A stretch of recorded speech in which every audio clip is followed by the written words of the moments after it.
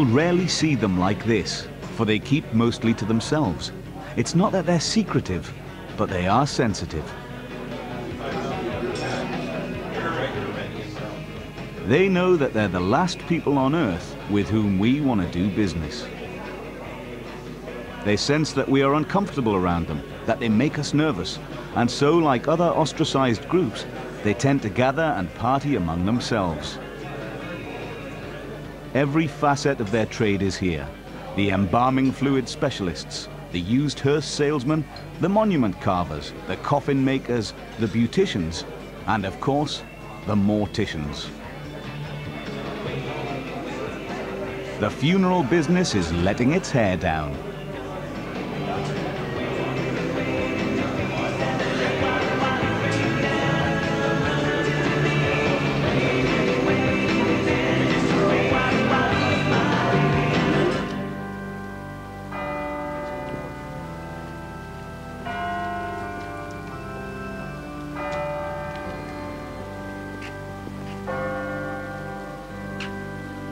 In the Western world, the average family will be involved in a funeral about once every 13 years.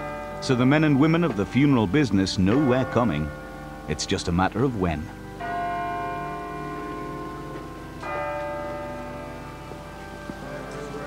They know that we will, all of us, one day make a journey like this one. In me shall have life, even though he die.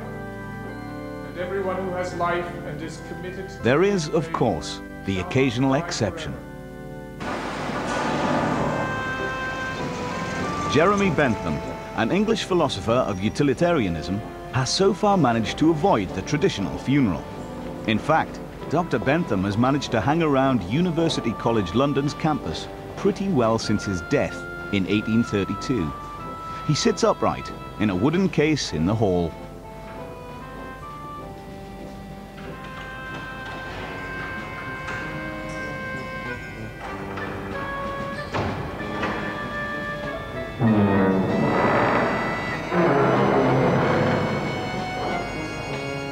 Jeremy Bentham has intrigued many British historians, but none more than death specialist Julian Lytton. His idea, though, was absolutely fascinating. Not to have a funerary monument in your church, instead to use the individual skeleton after having donated the body for private or public dissection, to use the skeleton as an armature for a wax figure. He called it an auto-icon. And these auto-icons could then be encased with a glass front and put in between the trees that lined the avenue that went up to your private house. And you could see all of your ancestors whenever you drove up into your home or out into town.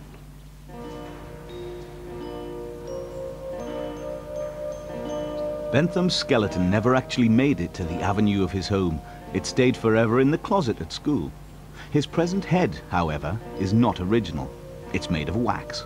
His real head is kept in the office safe and only brought out on special occasions.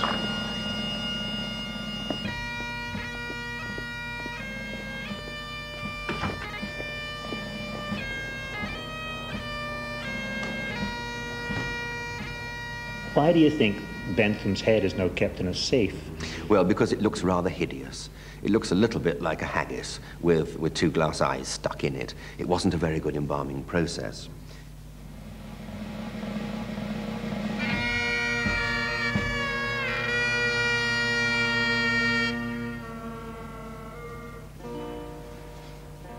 Jeremy Bentham was 84 years old when he died, but he still gets out every so often when college officials invite him to the occasional social function. What does happen from time to time is he's taken along to the annual meeting of our debating society, and on occasion he's been recorded as present but not voting. Didn't quite catch on, though, as an idea. No, he was absolutely unique. It was a one-off, I'm afraid. It was his brainchild, and it died with him. It was great sadness.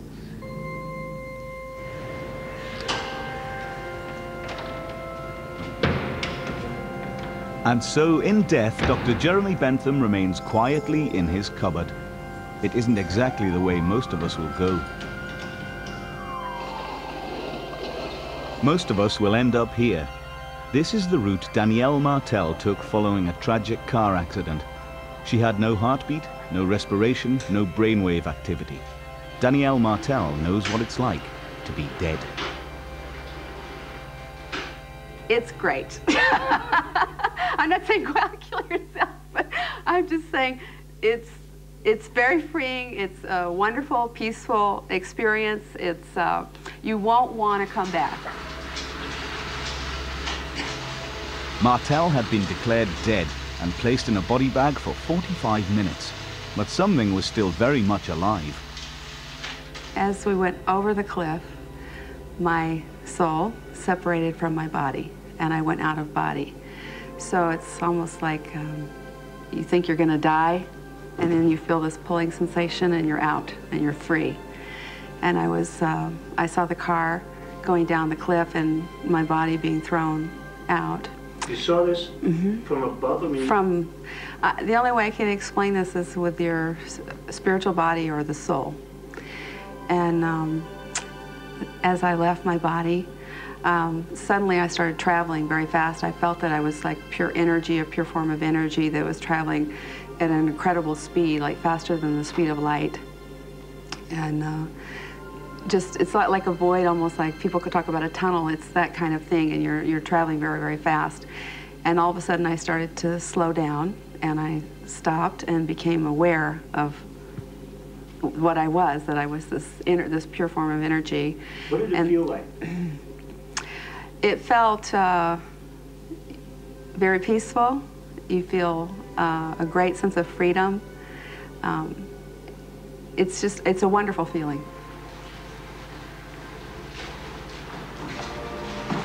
When the body bag gave a sudden jump, the morgue attendants, with some embarrassment, rushed her back to emergency.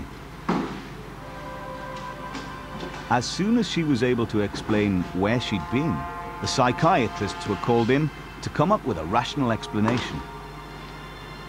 Well, the main thing was just how do you know that this really happened? What makes you think that could really be real? And I said, because I experienced it. Because I thought, well, how do you know you're not dreaming? How do you know you're not imagining this? And I said, I know. It's like, you know, they could have had 100 psychiatrists in there trying to convince me that I was imagining it. No one can alter that for me. No one can change that for me. I know what happened was real.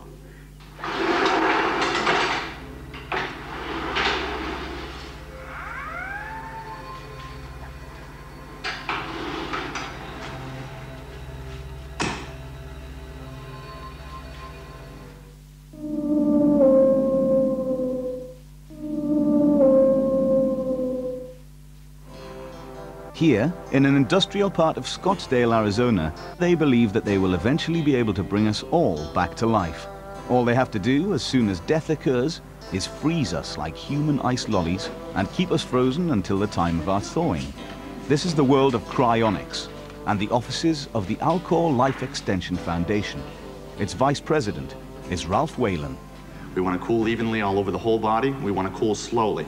This is why the cooling process is going to take a total of about a week.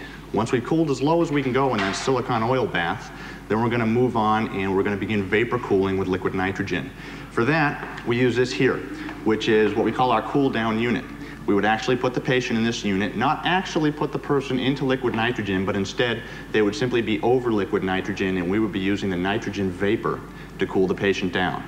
That would go on for about 4 or 5 days. Over that period of time, the person will be dropped about 300 degrees, down to 320 degrees below 0 Fahrenheit, or about 196 below 0 Celsius. Once we've cooled down to that temperature, we're ready to actually submerge the patient in liquid nitrogen and move him into his long-term home, which would be one of these units right here. We call these our whole body storage units, or whole body storage doers. Each one of these can store 4 whole body patients. And we don't actually put the patient directly in here. First, actually, what we do is put the person into 2 cold weather sleeping bags for thermal protection, so that as we move the patient, he's not going to experience warming. Then we're going to go ahead and put the patient into one of these. And this is what we call an aluminum storage pod. One person would go in here, and this gives us the mechanical protection that we need to move somebody around without worrying about maybe the person bumping up against somebody, because keep in mind now they're in a solid state, and you can cause damage to somebody just by bumping around. But once we've secured somebody into the mechanical protective device here, the pod, then we're going to go ahead and lower this pod, and perhaps 3 others, this can hold a total of 4, into one of these units here. And the real beauty of these units is their simplicity. Okay, they're not refrigerators. They're not refrigeration devices. They don't require electricity. They don't plug in. They're really just like large thermos bottles. Okay, all you have to do is put liquid nitrogen in them and allow it to boil off at its own rate, which is reduced because these are very well insulated. Okay, about an inch away from my hand here, it's about 320 degrees below zero. But I can't feel that because this is very well insulated, and that's what keeps that liquid nitrogen from just boiling off at a very rapid rate. These people that are in here, and some of them have been in here for many years now, they're suspended upside down in a sleeping bag, frozen solid. That's correct. Yeah, we store them upside down. There's a very pragmatic reason for that. Okay, these units here require regular additions of liquid nitrogen. Okay, now if for some reason our liquid nitrogen supply was interrupted, then after about 2 months, maybe the level will have dropped to the point where the tops of their feet will start to be exposed. But it would be several more months before their brain, the most important part, the part where their identities and their memories and their personalities are stored, it'd be several more months before that actually started to warm up, and that's the critical area.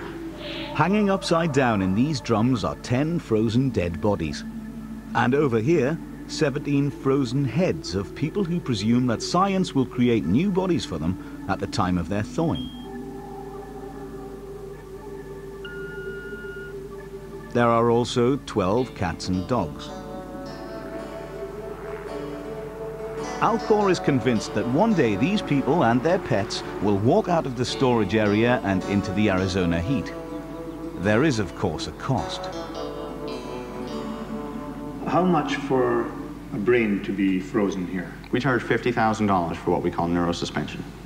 And a full body? $120,000. And I should point out that most of our members pay for that. They're taking out a life insurance policy. They make Alcor the beneficiary, and that's the way the payment gets transferred at the time of death. So $120,000 for the full body. Now, how much for a pet? It really depends on the size of the animal. The volume of an animal varies much more than the volume of a person. It can be anywhere from $1,500 to $30,000 or $40,000. $30,000 or $40,000 would be for a large dog? If you wanted to have a whole body suspension of a large dog, yeah.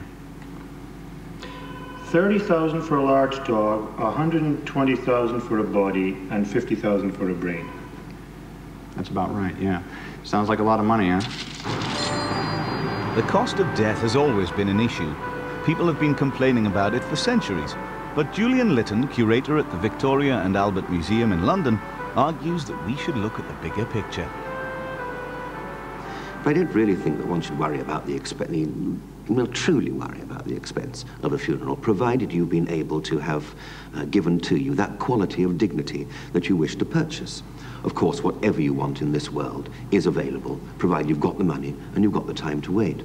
But if you think of a funeral of £3,000 in comparison, say, to a wedding of £10,000, and a wedding takes as long to perform with the breakfast afterwards as does a funeral with the breakfast after it, and if you bear in mind that 1/3 of marriages end in divorce, and yet we've still to hear of a funeral that's broken up, then I would think an expenditure of £3,000 is not a bad bargain, even by today's standards.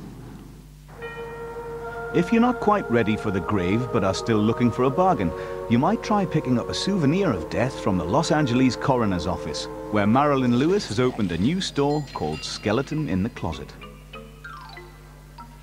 This is the original one. This is what launched our career.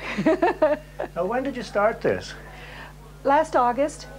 It was just an idea that if we got a little publicity, we could probably do pretty well, and then all the money goes to our youthful drunk driving program. But it went very well. You made a killing. We made a killing. Well, we're still making it. What else have you got there, Marilyn? Okay, besides the beach towels, which were probably our popular item, we have the mugs with a little skeleton man on it, dressed up like Sherlock. And they are in black and in the white. And we also added our own coroner seal mug. It's really nice gold seals on both sides. Plus, we've got our travel mug with our body on it. It's a really good one. And also our T-shirts. It has our coroner seal on the front, and on the back is our little skeleton, little Sherlock. He's our detective. And besides that, not to forget our caps. Now, how much are the caps? The caps are $12, and they have coroner on the back. Marilyn Lewis has made over $200,000 so far selling beach towels, t-shirts and baseball caps. She's moving on now to underwear, pens, toe tag key rings, and has already made one franchise deal. The death business is suddenly hot, and no wonder. The baby boomers are coming.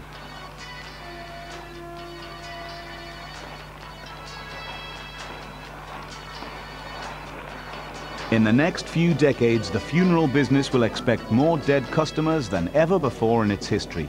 And the funeral business thrives on new dead customers.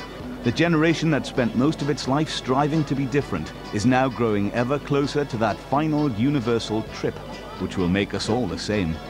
We can try to postpone it, but it's unlikely we will avoid it, a fact which has not escaped the stock market. The funeral business in the States and Canada is worth about $8 billion a year, big enough for analysts like Ron Jerome to be bullish on death. Well, they say it's a business where you'll never run out of clients, and I certainly, with the aging population, demographics such as they are and the rest of it, it's a wonderful opportunity for a company that's well managed, who's in a good business niche to do very well. Do you find a lot of people that are investing in the funeral business? I mean, is it an easy thing to sell investors? Well, you have to sell it sort of tongue-in-cheek, and that's the way we've done it around here. We argue that everybody who has an RSP should have at least 100 shares of their favorite funeral service company in, because at the end of the day it may do you an extra service. So. But no, it's a good business. Because it's a growth industry and not a lot of investors are growth stock purchasers, it's not for everybody. But certainly the companies in the industry have done tremendously well over the last, well, 20 years. You know, elaborate funeral homes with expensive caskets, Cadillac hearses, limousines. As the death business grows, the big move now is to get all those prospective customers before someone else offers them a better deal. We come to you and make all of the arrangements in the comfort of your home. From simple cremation with no service to a complete funeral with burial at significantly lower costs. An affordable alternative to expensive funeral homes. Personal Alternative Funeral Services. Lawrence, I think there should be some further emphasis on we come to you in your home. Can you try it again? Sure. We come to you and make all of the arrangements in the comfort of your home. Really what we've done is we've modernized funeral service as we know it. We've taken the mumbo jumbo out of it. We've made funeral service, purchasing funeral service, very consumer friendly. We go to the family home rather than the family having to come to a funeral home. We have a right-sized facility for the 90s, for the consumer of the 90s. This is their right-sized facility for the 90s. Less of a funeral parlor, more of a commercial office in the industrial wastelands outside Vancouver. They claim they don't need a fancy mortuary. They have everything they require in Ron Young's For the 90s briefcase. In that briefcase, we have every tool and component that we may need. The first package is what was just are all the different arrangement forms and documents that are required at the time of the arrangement at the home. We have a full binder which is indexed with all the information that we need to know to be able to help and assist the family choose a casket. We simply put the price list on the table with the family, pictures and descriptions of caskets, of flowers for the family, so they can actually choose flowers, and cards from laser jet printed, computer scan pictures, a map to know exactly where we're going around the city. When we come to payment, also can be a little bit of a sensitive time with the family and the arrangement, but it is the 90s, and we are here for the consumer of the 90s, and many of our consumers and families today would like to pay by credit card. So we do offer, again, that service, and we just have a very simple little handheld transactor to be able to receive the credit card and to insert the document or the voucher.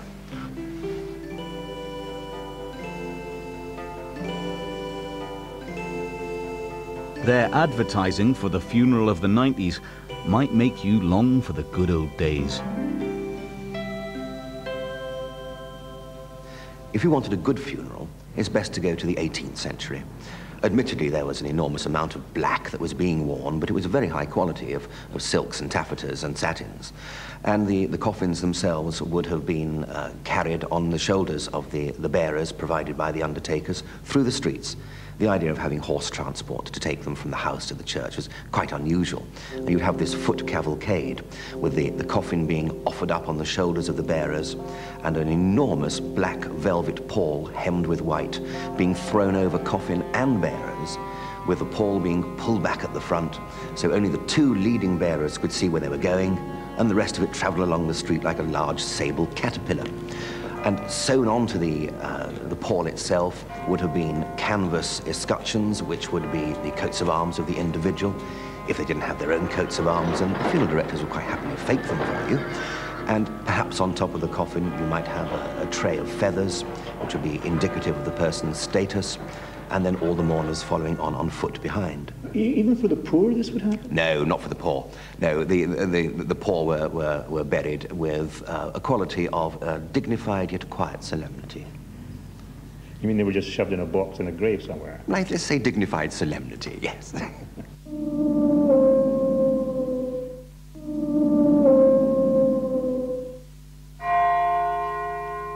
Like most business, the funeral business relies on each new generation to carry on the tradition and the profession. And these are the men and women of the new generation of funeral directors. In which I strongly advise you prepare your families very carefully before you bring them in. To us, we often take for granted the impact of a casket selection room. But to our families, it's a very scary room. And I think it's very important that each of you take time to prepare your families properly before you bring them into a selection room. What I'm showing you here right now is today, the funeral apprentices are out in the field to get the lowdown on coffins, caskets and urns.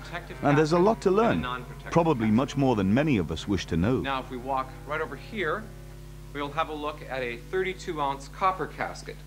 Now, this casket does seal, as you can see by the gasket here, going around the exterior of the casket. Also here, wherever the casket has an opening.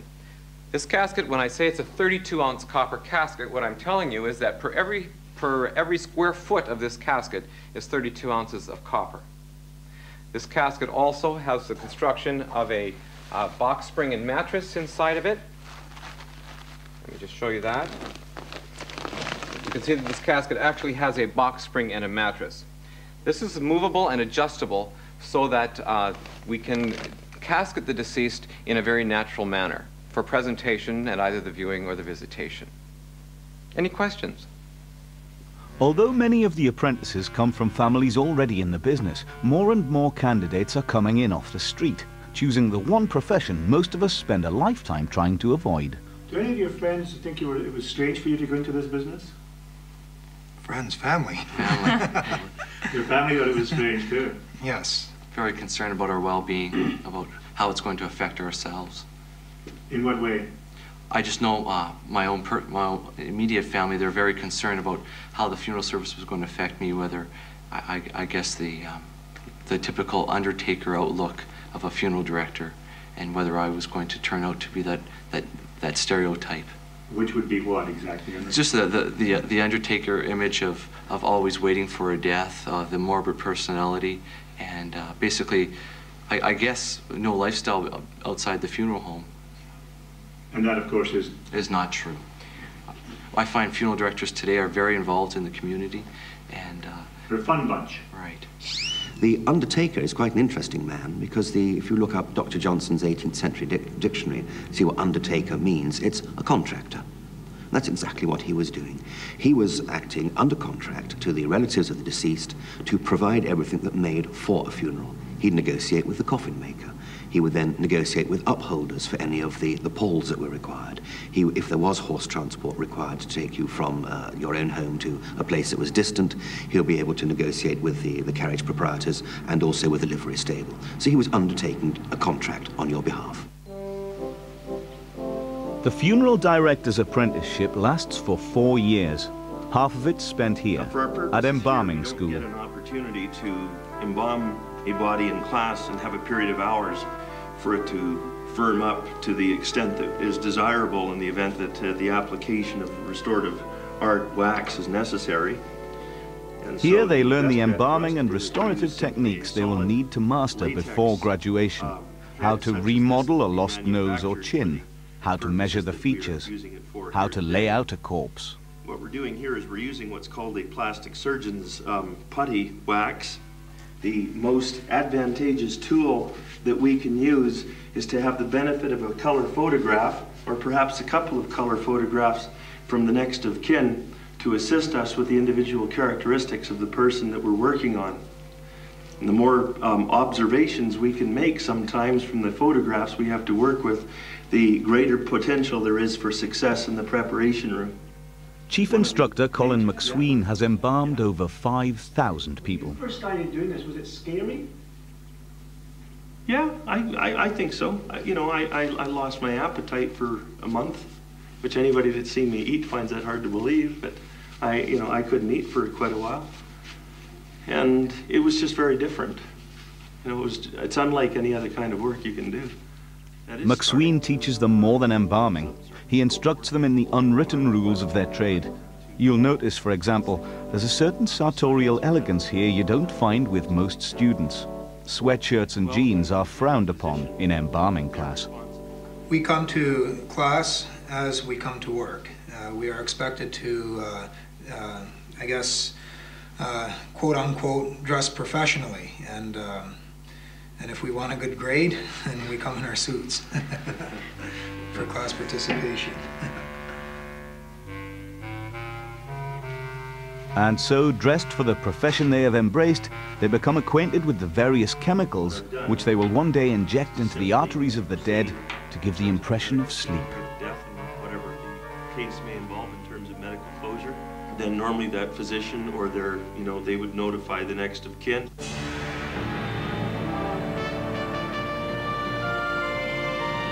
Hello and welcome to Hollywood.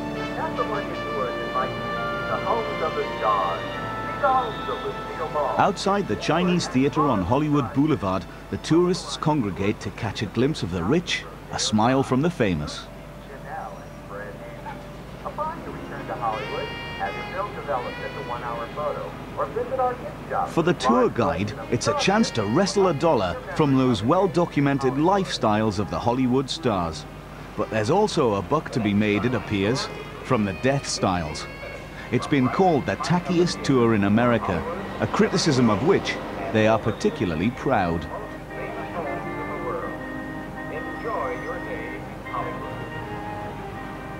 Dearly beloved, we welcome you on board Graveline Tours. You are about to view the remains of scores of Hollywood's spooky and kooky attractions, most of which were dug up exclusively for this tour. Every site you will be seeing today has been researched in painstaking detail and thoroughly documented. Now we're looking at this tan hotel to your right. The third air conditioner from the right on the bottom was Janis Joplin's room. The Graveline tour will not only point out the room where Janis Joplin overdosed, it'll slow down as you pass the bar where she had her last drink. It'll take you to the streets where dead stars once lived, to the locations of famous murders, to the prime Hollywood suicide sites. They've just added the O.J. Simpson house. She went straight to her room, number 105. The tour is not exactly popular, however, with the residents of Beverly Hills. They say when we pull up in front of a house that the property value plummets 50% immediately. So they don't care for us too much there, though. But they're usually polite enough. They try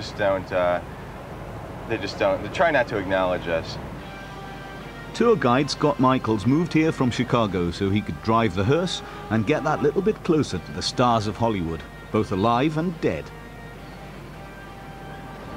Now, I got very fortunate to get the job of my dreams when I came out here. This is why I'm here.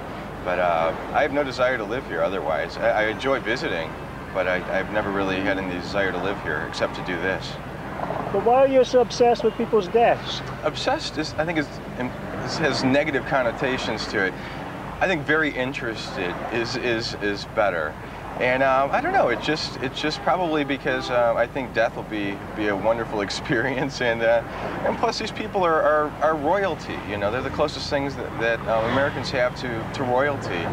So of course they're interested in every single aspect of their life, where they work out, or where they died, or you know, they go to the restaurants to see them and everything. It's just every single aspect of their life is scrutinized completely, even their garbage.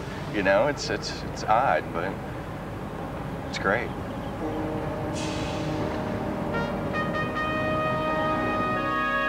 Even in death, there is no escape for the royalty of Hollywood. And for those who once reigned as queens, the curiosity follows them right into the funeral vault.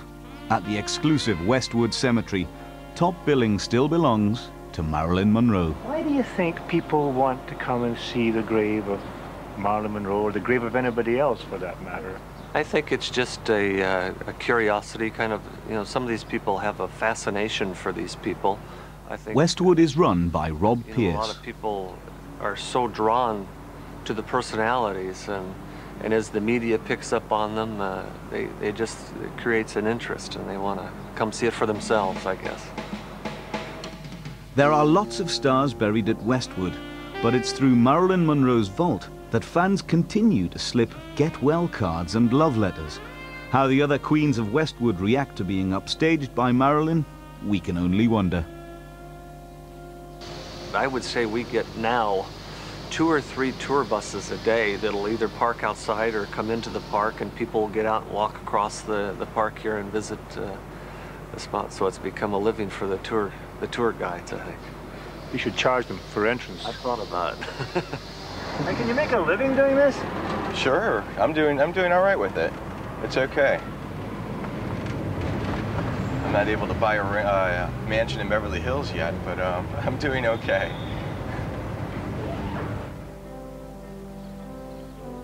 He may not have his mansion, but he does get the chance to show off what the tour guides call the mother of all cemeteries, California's Forest Lawn. It's at Forest Lawn that death and show business joined hands.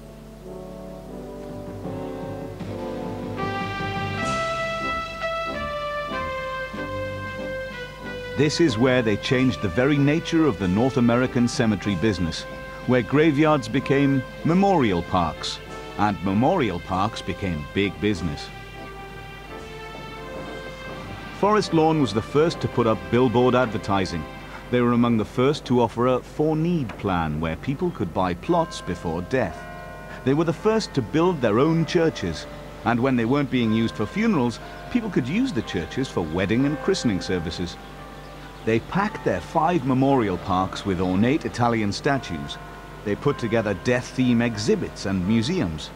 They added music and entertainment, and they urged America to spend more time discovering the universal answers which only Forest Lawn could provide.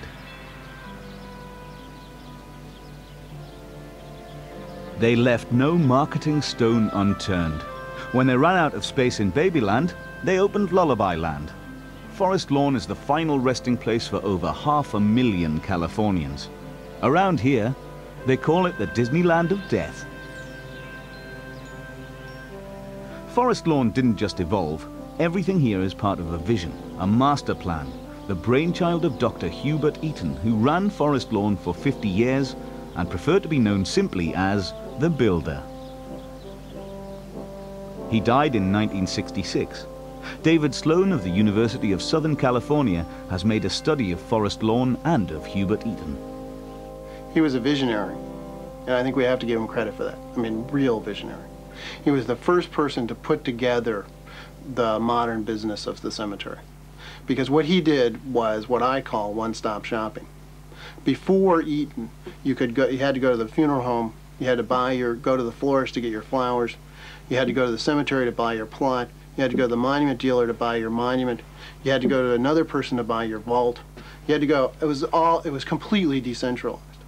Eaton, between 1917 and the 1930s, gradually consolidated that into his one place, Forest Lawn. But of all their achievements in the cemetery business, Forest Lawn's major claim to fame is that it was the first to put a stop to tombstones. preferring instead the uniform bronze plaques which don't get in the way of the view and which give the impression that in death, if not in life, we are all finally equal. Anybody could afford to be in his cemetery and buy a plaque. That meant you didn't have the Rockefellers over here with their huge monuments and the poor people over, the middle class particularly, because that's what he was interested in, not truly poor, the middle class over here with their tiny little monuments overshadowed. Virtually everyone is the same. Now in reality he fudges. I mean, if you were there you saw that he has the enclosed gardens where at one time the only way you could get into them was with a gold key. There's places that are clearly more prestigious to be buried than others, and I'm sure, although I don't have the figures because Forest Lawn won't give them out, that they were more expensive at one time than at other times. But he argued that the cemetery should return to being a place for everyone, and that the bronze memorial was one way of doing that. Although they won't release the figures, Forest Lawn is thought to bury 9,000 people a year. In a normal working week, that's about one every 15 minutes.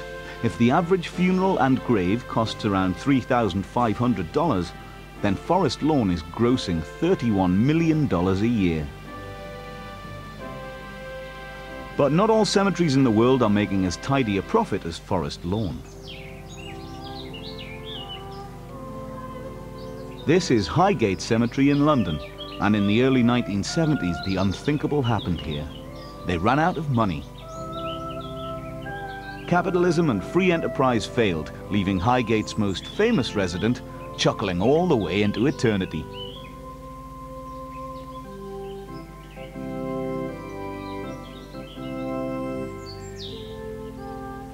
Weeds and vandals soon took over Highgate, and for several years it seemed there was no salvation. It was simply abandoned.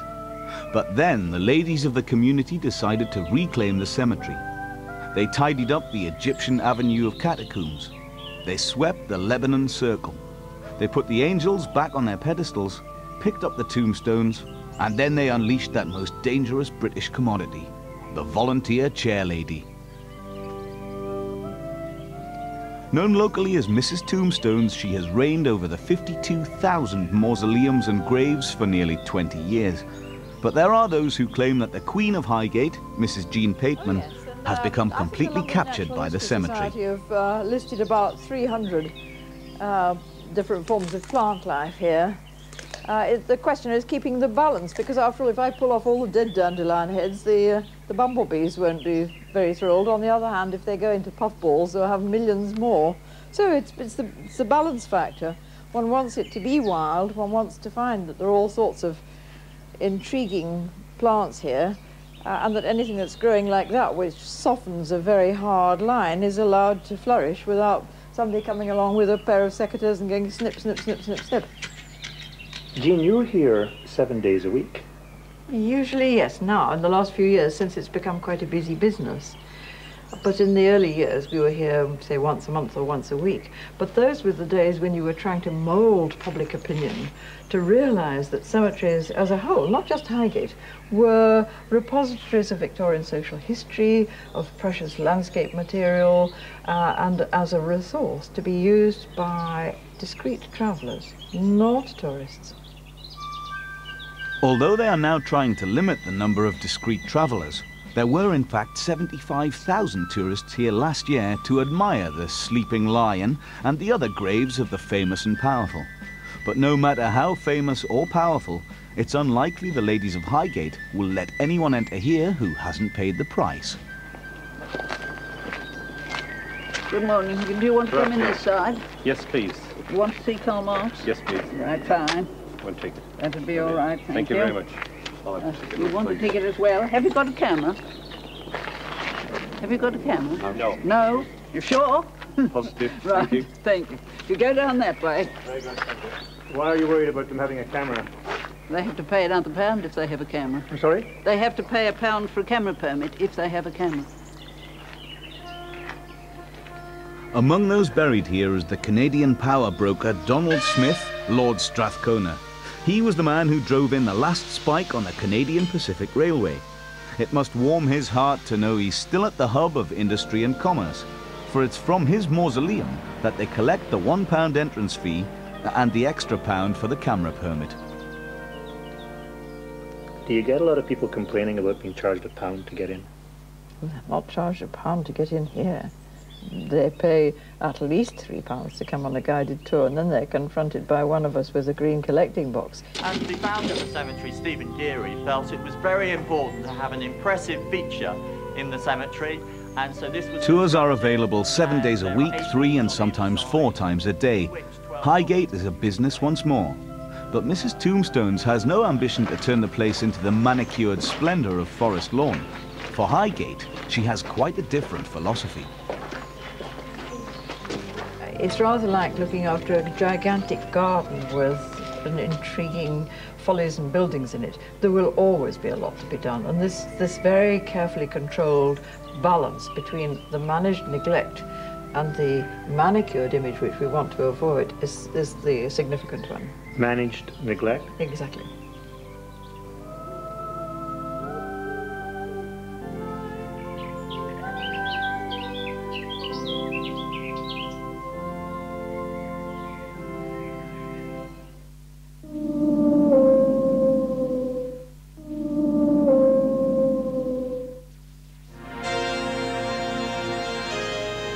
Although it's hardly a burning social issue, we are fast running out of space in our city cemeteries.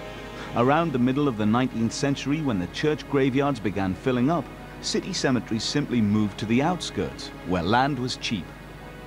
Then, as the cities caught up with them, our cemeteries invariably filled up again, forcing the living and the dead further out into the suburbs. Our connections with the occupied city cemeteries are destined to become blurred, as there will be, eventually, fewer people who remember who is buried where. Fewer visitors to spend the occasional Sunday afternoon tending forgotten graves. The driveways and avenues of city cemeteries are now less likely to be viewed as the place of ideal remembrance, and remembered instead as the ideal place for the first driving lesson.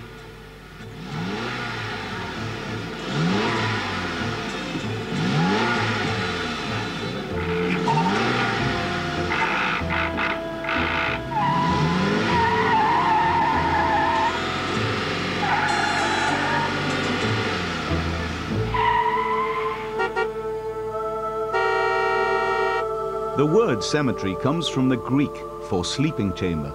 The concept was that they would serve as temporary locations between this world and wherever it was we were moving on to.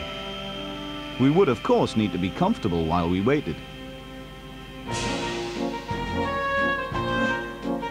There are all kinds of coffins to suit all kinds of tastes and wallets. The most expensive mahogany will set you back around $12,000. But they also carry the cloth-covered, pine, environmentally friendly, and the hermetically sealed metal caskets, which let in no moisture, but are frowned upon by Julian Lytton. What normally happens is, if truth be told, that the body itself will decompose and it will break itself down to skeletal. What is unable to happen if you're going to put someone into a metallized, hermetically sealed casket, there is no possibility for the liquids associated with decomposition to drain through and to go into the ground itself. So you're left with this rather interesting mess of a sort of, well, marmite-colored swarfiga, which is a hand-cleansing liquid. It smells deliciously putrid and is nothing more than marinated human crud. No, I think I'd like to have a coffin any day, or better still, perhaps a shroud burial straight into the ground. But coffins, caskets and shrouds aren't foremost in their minds tonight. For tonight, the apprentices are graduating. At the annual convention, dinner, dance and graduation, the new generation of funeral director is being welcomed into the brotherhood.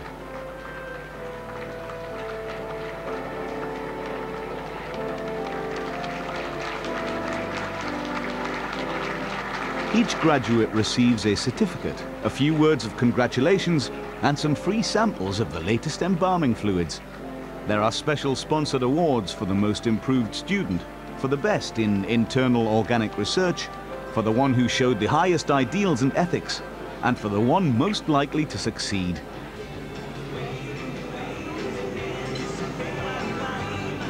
In celebration, the funeral directors will dance their way into the night, but it's unlikely that tomorrow's customers will ever hear of their party. For tomorrow, the Bugs Bunny ties and the red dresses will be back in the closet, and they will return to business as usual, playing their role in the most ancient of our rituals, choreographing the last steps in the final human dance. They make their living in dark suits and solemn faces, and are destined to remain forever in that most unloved of professions.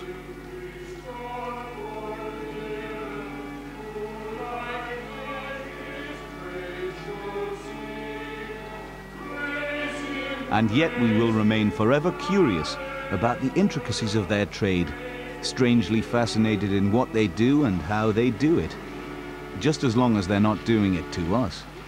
At least, not quite yet. It is a topic which people do find fascinating. Also, too, apart from birth, it is the only social ritual which is going to be common to everybody. Not everyone chooses to get married. Not everyone is baptized. But by Jove, everyone dies.